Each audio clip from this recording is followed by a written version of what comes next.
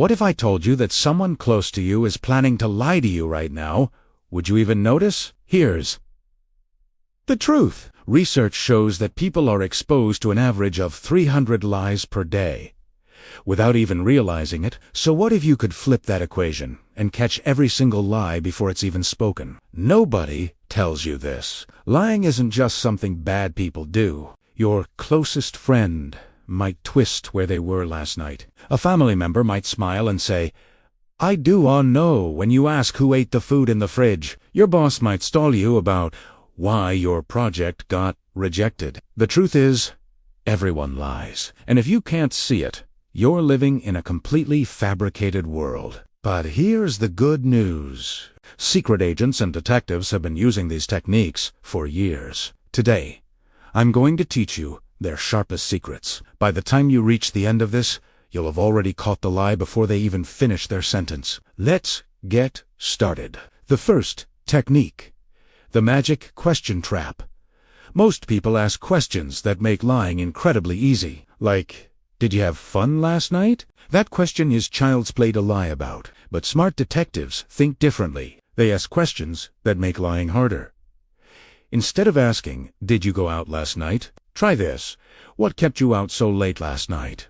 See the difference? You're not questioning whether they went out. You're assuming they did and stayed late. Now they either have to tell the truth or construct a completely made-up story from scratch. And making up stories is what always exposes the lie. But wait, the next technique is going to shock you. I call this the 8-second rule, and it's a genuine superpower. When you ask someone a question, watch them for exactly 8 seconds. Why 8?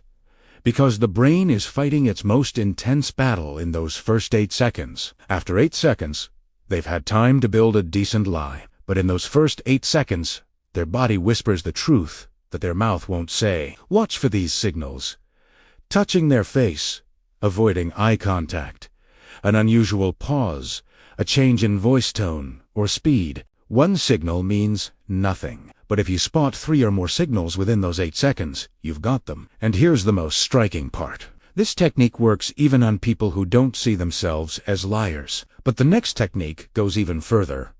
The FBI baseline technique. Before you get to the hard questions, observe how the person behaves normally. Note their voice, their posture, their hand movements. This is their baseline mode. Once you have their baseline, any abnormality becomes a red flag. If someone who normally looks at you suddenly starts staring at the floor, pay attention. If someone who speaks fast suddenly slows down, something's up. It's like a secret code only you can read. Now, things get even more interesting. The double-check trap. Ask about the same thing in 2 different ways. First ask, "You went to the movies yesterday, right?" Wait exactly 15 minutes. Then ask, "What movie did you watch yesterday?" Liars forget what they said the first time. They might sigh, "Yeah, I went in later say, I didn't watch any movie." Caught.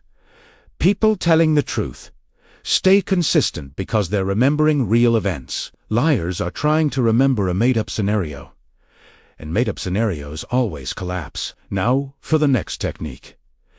It's almost like magic. The slippery words trap.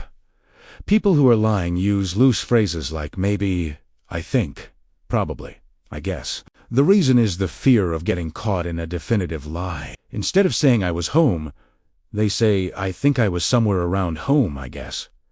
How weak does that sound? They're leaving themselves an escape route. Pay close attention to these weak words, especially in important moments. If they can't say it with confidence, maybe they're not saying it with truth. The topic: escape trap.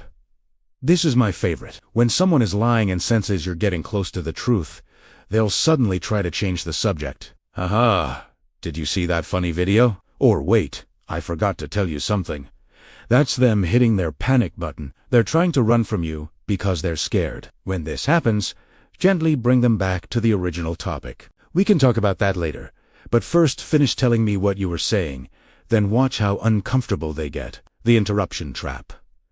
This technique gives you an almost unfair advantage. While someone is in the middle of telling their story, interrupt them with a random question about something that happened before the story. Say they're telling you, "Then I went to the store and bought milk." You jump in. Wait, what were you doing right before you decided to go to the store? This scrambles the brain because lying requires intense concentration. By interrupting, you force them to juggle two things at once: their fabricated story and your new question. Most liars can't handle this and either get confused or start telling a completely different story. The final technique: the fake detail trap. Slip a wrong detail into the conversation and watch what happens. Say something like, "You mentioned it was raining that day," even though they never said that. Someone telling the truth will correct you immediately.